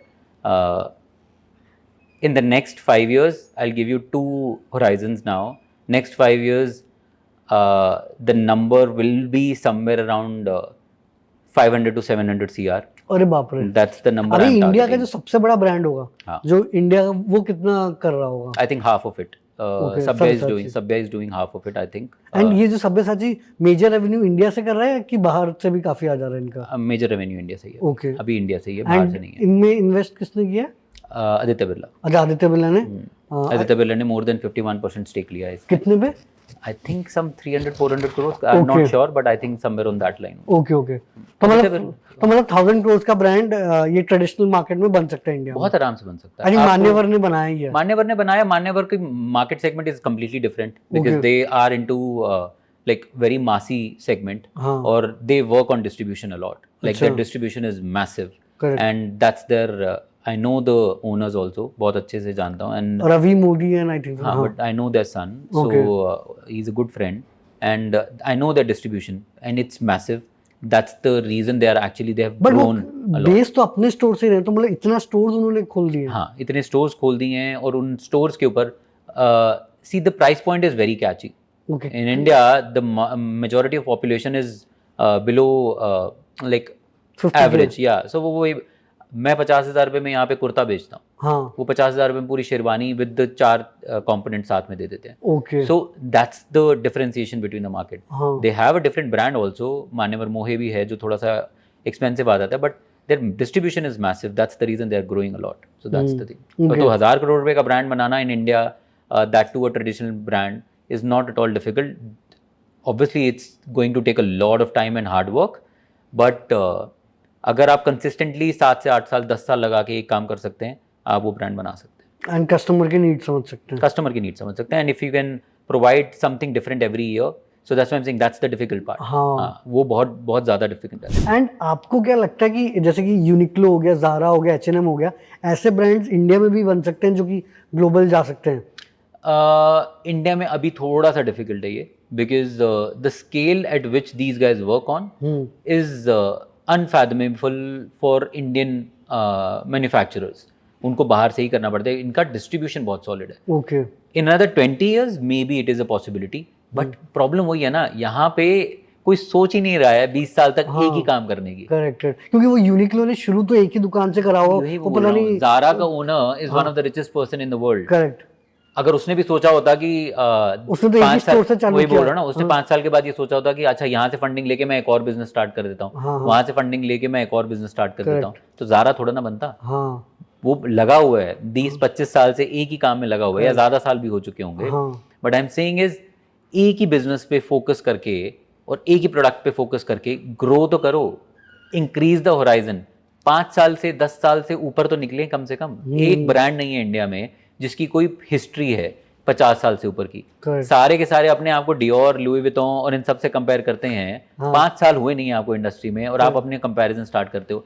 आप 10 साल से ऊपर काम तो करिए एक ब्रांड के ऊपर, तब जाके समझ आएगा कि आप कर भी सकते हैं कि नहीं कर सकते। 10 साल is the bare minimum touch point for any brand to think on that scale where you can compare कि हाँ भैया मेरे को नेक्स्ट डियोर बनना है, मेरे को नेक्स्ट लुई विटॉन बनना है, या मेरे को नेक्स्ट LVMH बनना है। And I am talking about all the veterans, मतलब सबको चाहिए कि बड़ा ब्रांड बनाना है, बट 10 साल 20 साल क्रॉस तो करिए कम से कम। एंड ये मैंने रियलाइज किया कि हम अज्यूम करते हैं कि जो बड़े बिजनेसेस होते हैं वो टेक में या रियल एस्टेट इन सारे या जो आपका इंफ्रास्ट्रक्चर इनमें बनते हैं, बट अगर आप देखेंगे जापान के रिचेस्ट इंसान यूनिक्लो हैं, Zara one of the richest हैं, LVMH तो रिचेस्ट ही हैं, तो मतलब काफी स्केल अचीव हो सकता है फैशन के थ्रू। प्रॉब्लम ये होती है कि B2C बिजनेसेस में ना टाइम लगता है ग्रो होने में, B2B एंड आई थिंक बहुत उतार चढ़ाव भी रहता है। तो वो आप कैसे वो हैंडल करते हो? B2C में आपको so you need to divide your business. तो मेरा B2B भी चलता है, तो मेरा B2B MBOs के थ्रू चलता है।